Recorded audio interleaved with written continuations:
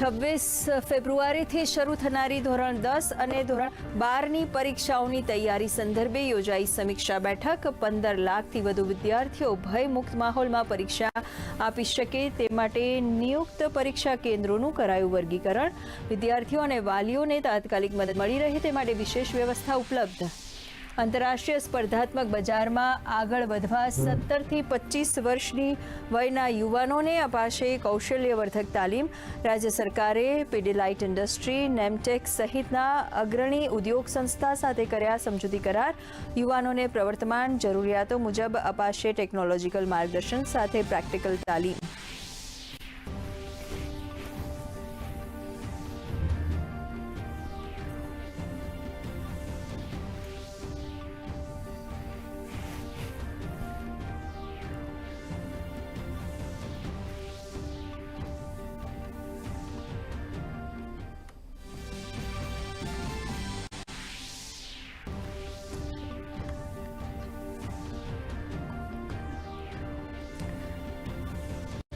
सोळमी फेब्रुआरीए योजाશે विधानसभा उपाध्यक्षની ચૂંટણી। જેઠાભાઈ ભરવાડે રાજીનામું આપતા ખાલી પડેલી જગ્યા પર ચૂંટણી માટે નોટિફિકેશન જાહેર। ઉમેદવારી ભરવા ઈચ્છુક સભ્યો 13મી ફેબ્રુઆરી બપોરે 12 વાગ્યા સુધી જ રજૂ કરી શકશે દરખાસ્ત।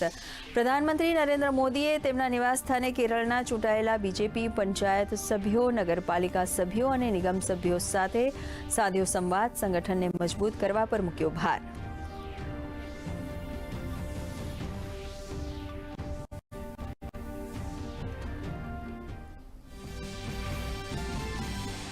બજેટ સત્ર દરમિયાન રાજ્યસભામાં નાણામંત્રી નિર્મલા સીતારમણે આપ્યો જવાબ। કહ્યું, દેશમાં ફુગાવાનું સંકટ નહીં, સરકાર દ્વારા લેવામાં આવેલા સ્થિર પગલાંને કારણે ફુગાવો નિયંત્રણમાં।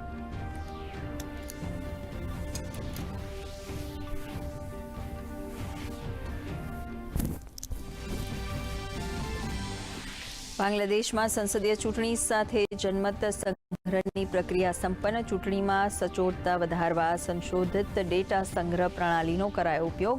42,651 મતદાન કેન્દ્રોમાંથી 32,789 કેન્દ્રો પર મતદાનના આંકડા જાહેર। આવતીકાલે જાહેર થશે પરિણામ। જૂનાગઢ ભવનાથ મેળાના બીજા દિવસે ઉમટ્યું ભાવિ ભક્તોનું ઘોડાપૂર। ભવનાથ તળેટીમાં ગુંજ્યો હર હર મહાદેવનો નાદ। હાઈ રિઝોલ્યુશન સીસીટીવી કેમેરા અને ડ્રોનથી પોલીસની સતત ચાંપતી નજર।